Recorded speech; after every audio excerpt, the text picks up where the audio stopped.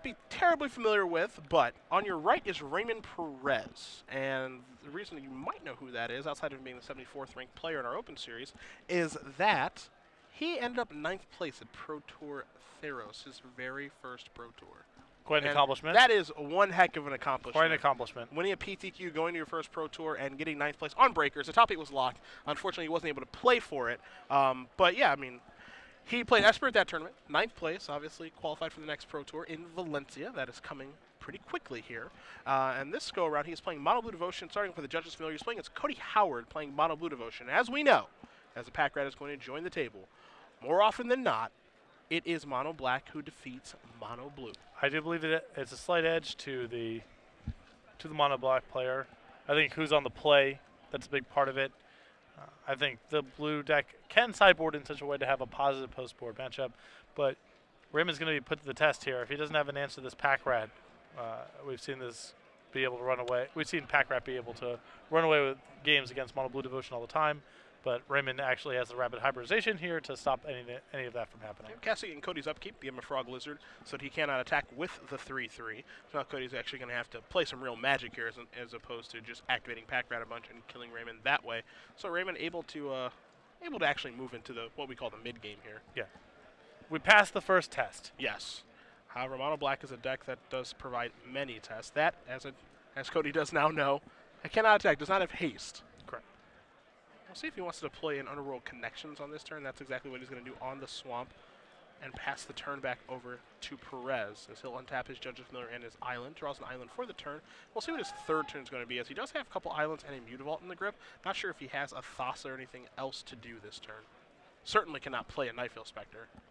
I believe no follow-up. Not the best of starts here for Perez. I mean, at least you believe that he's got some sort of 4-drop in his hand, either a Bident or a Master of Waves or something, Jace, Architectural, something to actually do as we make it into the mid-game here. Yeah, the Judge's Familiar Rapid Hybridization, 5 lands, does not feel like a keep to me, so I have to imagine we're going to see one of this deck's powerful 4s shortly. You see, Howard just does play a Swamp and pass the turn back after attacking for 3. Obviously has a Underworld Connections activation at the ready, but we'll see what Perez has here, because he does have a Bident of Thoughts in his hand. Now, does he want to deploy that, or does he have another 4 to play? He's going to deploy the Bident right now and try to draw a card. I'm going to draw here from Howard, maybe looking for a removal spell to kill. The Judge's Familiar finds a Hero's Downfall. I think it's worth it. Yep. Judge's Familiar, yep, sack Bay 1. Ha ha ha. Gotcha. Yep. As Howard is going to untap, he'll take a draw step here. Now he's starting to pull ahead a little bit now that he's got connections online. He draws a Grey Merchant. The devotion for it would be for 4. Do that Underworld Connections, that's in play. And he's attacking here as well with that 3-3 token that Perez gave him via Rapid Hybridization.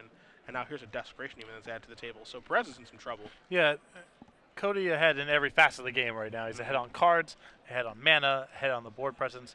Probably overall has more powerful draws in his deck on average. But this Master of the Waves is going to put Cody to the test here. Yep. He has a lot of removal spells for it, but he does need to find one of them. You see there's going to be an evolution here twice with the Cloudfin Raptor. One from the Master of Waves. It's a 2-1 when an 0-1's in play. And then the Master of the Waves token comes into play. Those are 2-1s. So you're going to get a devotion count here of 2, 3, 4 elementals are going to come into play. So all of a sudden Perez has a good board again, and he's also got that Desecration Demon under control due to those elemental tokens, assuming the Master does not die. And Step Howard is going to activate the connection, so he's going to draw a card, go down to 16. He'll untap all of those lands, a couple of permanents as well. And he's going to draw another copy of Underworld Connections. Of course, you're looking for a removal spell in his hand to take care of the Master, but you don't find one right now.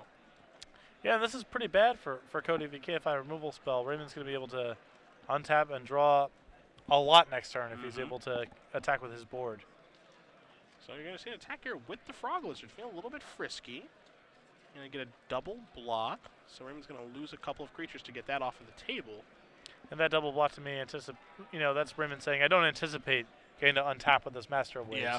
So I'll cash in what you're going to allow me to cash in. Swamp is the land that Howard's going to play. And of course, he has not activated his connections just yet. He's going to deploy another Desecration Demon and pass the turn back, leaving up a Temple of Silence and that Swamp that's enchanted by Underworld Connections. Perez quickly draws and plays a land. Now he's going to deploy another Master of Waves. It's going to be for 2, 3, 4, 5. Yeah, so he's doing pretty good here. And another evolution is going to take place here because the Cloudflare Raptor is a 2-3. Master Waves, since there are 2 in play, those tokens are going to be 3 2s. So you're going to see that grow. And now we might see Mutavault get in the red zone. Tap the Desecration Demon now so that Perez can draw a card. Yeah. Actually, 2. More than 2, excuse me. He's going to draw a whole bunch. I forgot all those creatures could attack this turn. But this leaves Raymond pretty exposed to a potential removal spell. Yeah. But I think he's just. I mean, he didn't have it last turn. Yeah, so. yeah. He's under the belief that he just does not have it. Maybe the thought process is he would have cast it on my main phase. Maybe if he was scared of a counterspell. He ends up taking a bunch of damage here. So 2, 3, 4, 5, 6, 7, 8, 9, 10, 11, 12. That's a lot of damage to be taking. And it's going to go down to 5. It's actually going to go down to 4 after a draw here with the Underworld connections. He does draw a Grey Merchant of Asphodel, which is pretty important to be able to get the life back. Well, he has 2. That's the second Grey Merchant he's drawn, so he might actually just kill Raymond with back-to-back Grey Merchants. Yeah, if he can stay alive. And Desecration Demons are going to get sacked. The triggers are going to, sack the 2 elemental tokens. Now this, he's going to draw a card going out of 3. That seems a little bit risky. Draw a card. Temple of Silence. Now, if he does play Grey Merchant now, he goes up 2, 4, 6, 8 life. He goes up to 11. Does he just die on the swing back? I mean, there's a lot of damage coming back, right? Yeah. Everything is 3, 6, 9. Yeah, I don't think this allows him to survive. I certainly hope he win. I certainly hope for Howard's case he doesn't end the game at exactly 0. Now, if he puts Grey Merchant in front of a Master of Waves, whatever the biggest creature is, which is actually an elemental, I think he just drew another. Mutavault. I think he just drew another Master also. Sure.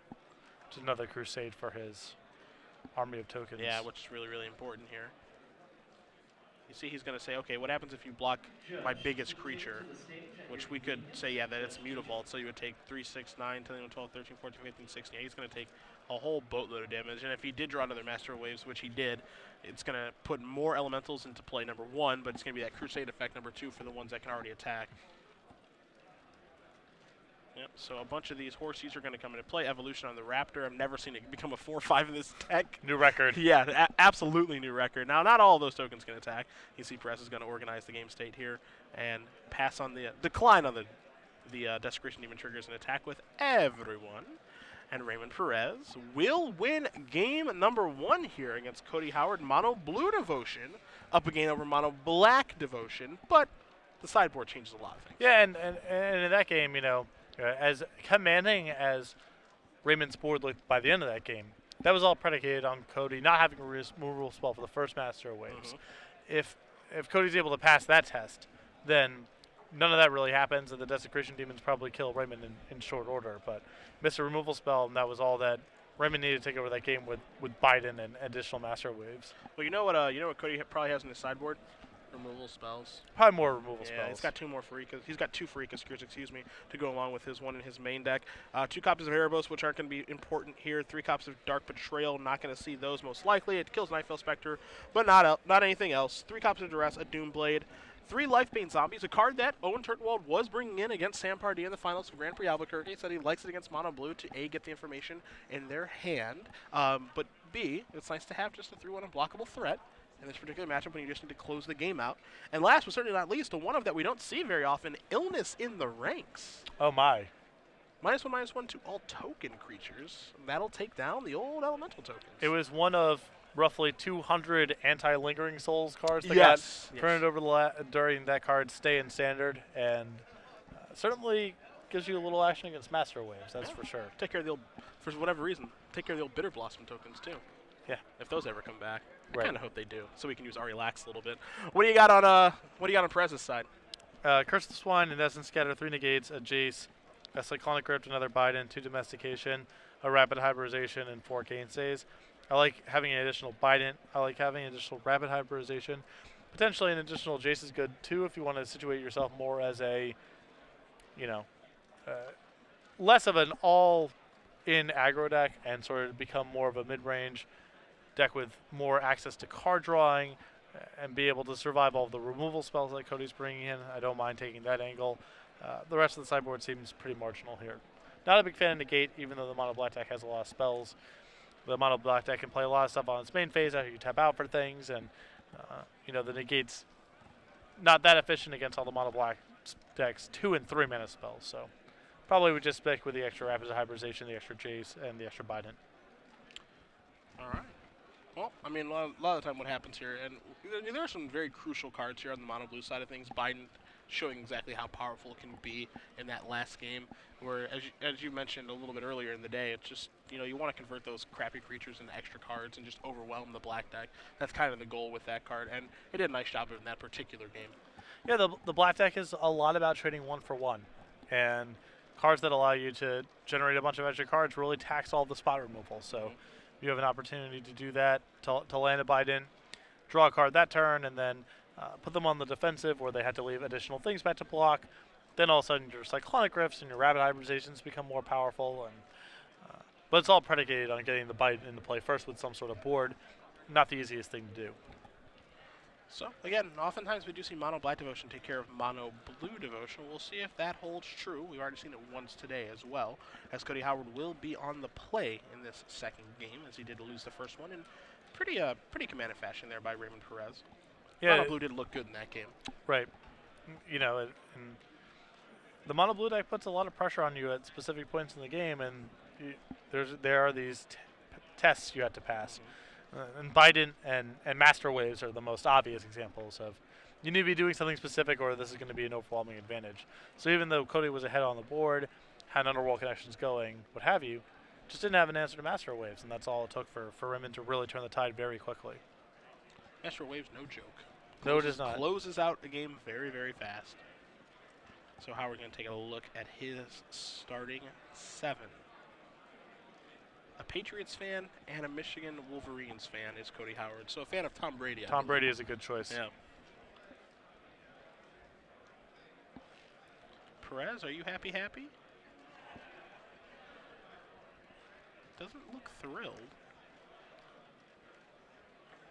He is a player from Michigan, so he made the trek down here through the conditions, as Howard's going to play a swamp and pass the turn back. Perez with an island, so no turn one place from either player, which, if this benefits one person, I think it would benefit Cody Howard the most, as here's a pack rat. All right, put you to the test.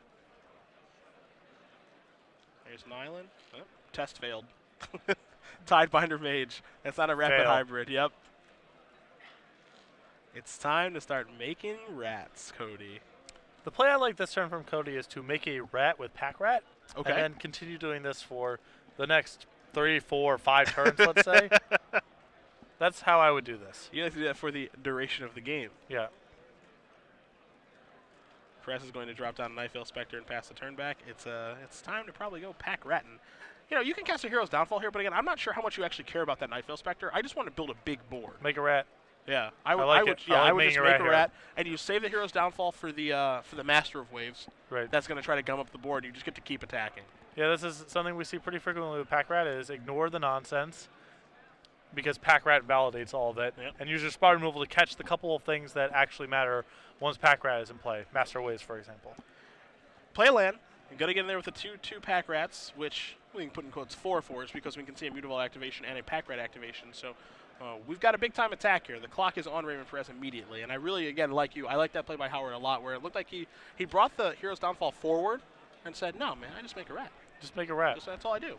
I'm not going to bother doing anything else. These rats are going to kill you, as they are in the red zone now attacking Raymond Perez. Yeah, it's pretty challenging for Mono Blue to get out of this spot unless they're able to land a big Master of Waves, and as we know, Cody has that checked with a Hero's Downfall. Looks like we're going to see a double block here. And I think, you're going to want to make a rat.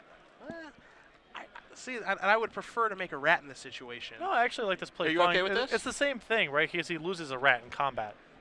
He ends up with 2 rats at the end of this anyway, because he has a 4 power worth of blockers in front of that pack rat.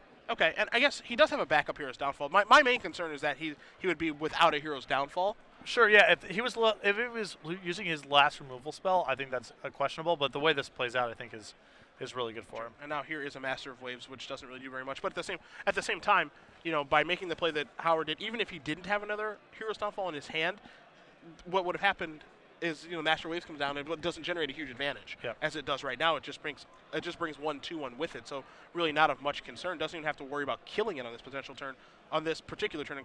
With Hero's Downfall because he can attack safely at this point. So yeah, I think that I take back. I was a little hasty. I think that exchange is fine.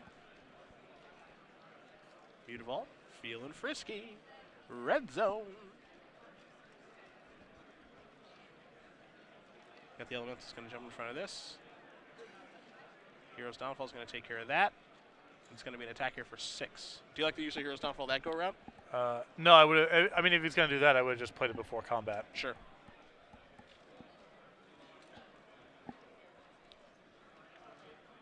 Let's see what Perez has in his hand. He's got a Bind. He's got another Master in his hand. He's certainly behind on the board, behind on the life total, and you can see just how easily Pack Rat can just win a game from turn 2. Yep. And the problem is that every turn Raymond basically has to play something that impacts the board pretty dramatically. He doesn't really have the breathing space to say play Biden and then try to set up a bigger Master. He's almost compelled to be chump blocking each turn because the rats represent so much damage. And same thing if you set up a card like Thassa itself, where you would like to play it and control your draws a little bit, but that means that you have your defenses down. So here comes another Master of Waves with another Elemental joining it. So exact same position as last time, except for Cody has an extra land. He gets another draw step too. Gray Merchant is in the grip right now. There's also Devour Flesh and a mystery card. The mystery card is a Ratchet Bomb, which doesn't really do too much right now. He could play Ratchet Bomb, blow it for 0 to take care of the Elemental token. I don't think that's really necessary, though. I just like attacking with the rats again. Yep. I would not send Mutavault, just animate it, especially with Gray Merchant in hand. I mean, he has to, all of these hits just add up. I mean, you think about it, there's not really a very profitable block here for Perez in this situation. He can double block something, but, Howard does have a Devour Flesh to take care of the problem. It looks like he's going to cast Devour Flesh right now, however. Maybe Ratchet Bomb, one of the 2 mana spells that he does have in his hand.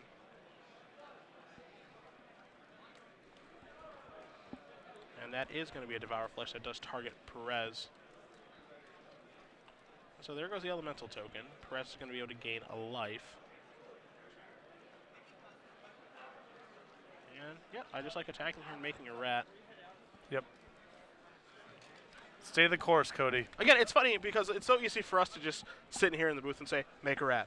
Make a rat. Just don't do anything else but make a rat. But when you're actually in the game playing a match, it's pretty tough to say, okay, I'm going to discard like this really good card just to make a pack rat. But, that's all that needs to be done because your card that you're discarding is just better. Your pack rat that you're making is just better than the card you're discarding. Yeah, and also it's not just about the pack rat that turn, but it's all your other future pack rats that get so much better once you start making them right away. So even if it's close in terms of value of the rat versus, let's say, the removal spell, on the turn you're doing it, it doesn't take into fact what happens to the subsequent turns when you have that extra rat in play. Judge's Familiar and Thassa are going to come into play here. Cody's going to discard his Gray Merchant to make a rat. He does have the last card in his hand is a Ratchet Bomb. He'll take a draw step here. He drew a rat. It may look like a swamp, but it is a rat. Still a rat. Mutavault's going to get animated. Safe to get into the red zone here. And so that's what every creature is going to do. Pack rats are 4/4s. Blocks are no good, and you get to make another rat here. So with Thassa not turned on, Perez is going to concede this particular game. Another one for Pack Rat. Congratulations.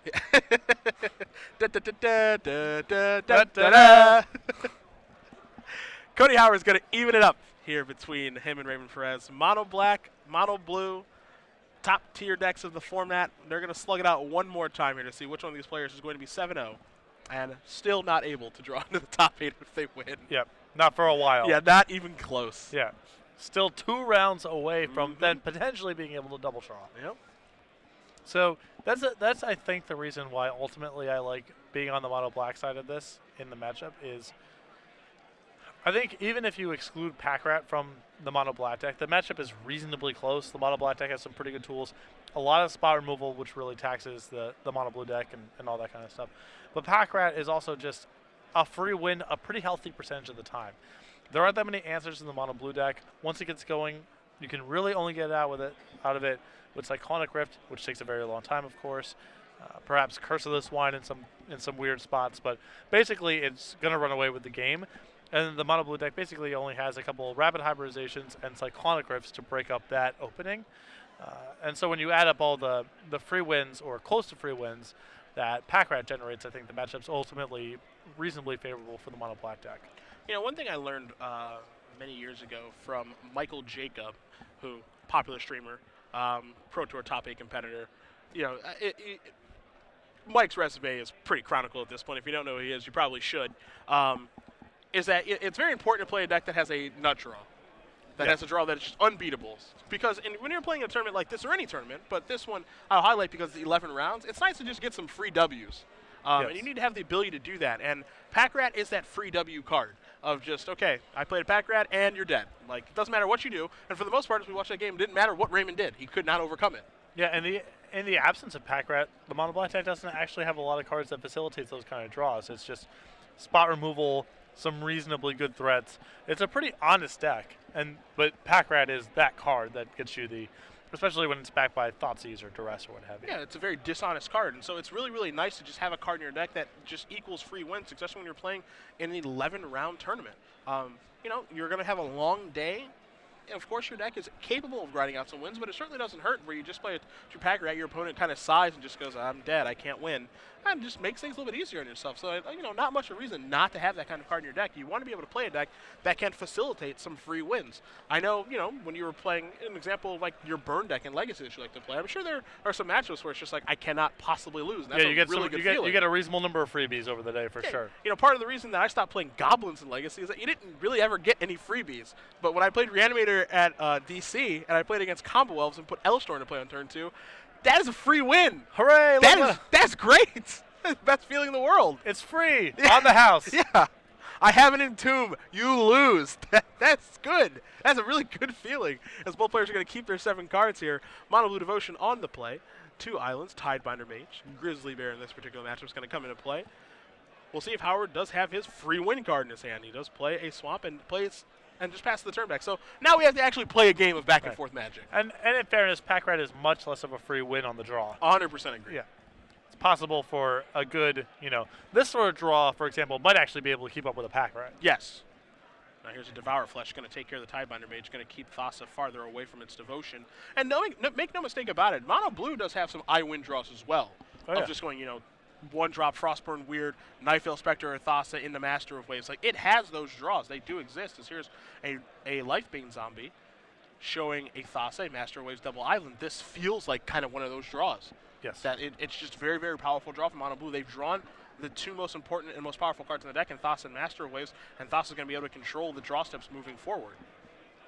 And being under no pressure from Pack Rat or anything else is critical to giving Thassa the breathing space. And, you know, as the game progresses, Raymond's going to be able to have spots where he lands enough devotion to turn Thassa on, make Thassa unblockable, and hit. Even if Thassa's not going to be on for the entire game, Raymond can probably cobble together enough spots where that damage is really going to add up. Lifebane Zombie going to come into the red zone here, going to knock Perez down to 19. He did go up to 22 because of that Devour Flesh. Here's a Desecration Demon from Howard. He's going to pass the turn back, which will do a pretty nice job of taking care of Nightveil Spectre in the short term. However, we know that Perez has a Master of Waves in his hand, and now things start to get a little bit hairy here for Howard because now Desecration Demon can be controlled by those elemental tokens. Thassa's Devotion will actually be on. 3 from the Spectre, 1 from Thassa itself, 1 from the Master of Waves. And you want to talk about free, you know, I-win games. It feels like this is one of them for Mono Blue. Yep. Biden of Thassa was the draw for Perez this turn. He's going to tap 4 mana. And there is your Master of Waves. So 5 elementals are going to come into play. 5. That is a lot of those. Sacrifice that. Get in with Thassa. Get in with Spectre. Spectre's trigger. It's a good job of racing here by Raymond, just like I said. Got to find spots where he's able to get Thassa to connect. Howard going to draw his card for the turn. It's a Farika's Cure, so actually a pretty timely removal spell there to take care of the Master. Hopefully for him the damage hasn't already been done. Kiss the Master goodbye, at least to make an attempt. We have seen some versions with Museum Skin today. Yep. And it would be pretty good here, to be fair. Could be trying to bluff a rapid hybridization. Howard going to go up to 13 after the Farika's Cure does resolve. Desecration Demon Trigger put onto the stack. He see right now Howard has 2 copies of Doomblade in his hand. Not so great right now. Yeah, it's not great against obviously what Raymond has in play, but it is very good about some of the cards that Raymond could potentially have in a couple of turns. And every creature kind of matters now with Desecration Demon being online. Raymond's going to sacrifice his Mutavault to stop the Desecration Demon. Wants to keep his life total high, maybe prolong this game a little bit here and let Thassa start to take over and try to find another Master of Waves as well. However, Howard, again, does have those 2 Doomblades, so Master of Waves is covered here. Take a draw, play a Swamp off of the Spectre. There is a Judge's Familiar, and now there's a Biden of Thassa. So now Thassa is turned on. Attack, attack. Even if he does kill the Judge's Familiar, Thassa will still be alive. So there's your Spectre. It's going to turn over Mutavault. 2 triggers from the Biden. Draw 1 card, draw a 2nd card. So still a really, really good turn there from Perez. Yep. And, you know, these Biden Thassa kind of games are where the blue deck needs to be in the post-board games. Thassa slog through the removal. There's your Doomblade. Take care of the Judge's Familiar. Not the best use of Doomblade, but you got to do what you got to do if you're Howard in this spot. Again, every creature is critical with Desecration Demon in play. Howard draws a card. It's a Pack Rat, which is a card that, of course, we saw win game number 2 all by itself. I'm not sure it's able to get him back into this 3rd and final one, though. Yeah, he must not be able to. I mean, if he can't find removal for the Night Veil Spectre, the rest of it's for naught. So there's an attack for 3. Perez is going to go down to 13. However, Devotion's still on now for Perez. Do that Night Veil Spectre, that Biden and Thassa itself. Now the thought process here is maybe I can leave back my Desecration Demon to block. However, Thassa doesn't really care about the Desecration Demon because it can make creatures unblockable. Yeah, I think this is a spot where Cody is trying to bluff something that doesn't quite logically add up. Yep. If he had the card he was trying to bluff, then he would have been able to attack with the Desecration Demon in the first place. Yeah, I think this is a situation that Raymond can probably see through. You know, I'm going to try to win. I do have a Mutavault here to activate to take down your Desecration Demon if I'd like. Here's a Tidebinder Mage to make sure my Devotion count is always going to be on. Here's a Night Veil Spectre. Oh, never mind. He's going to get another turn. So he believes him, I suppose. Yeah.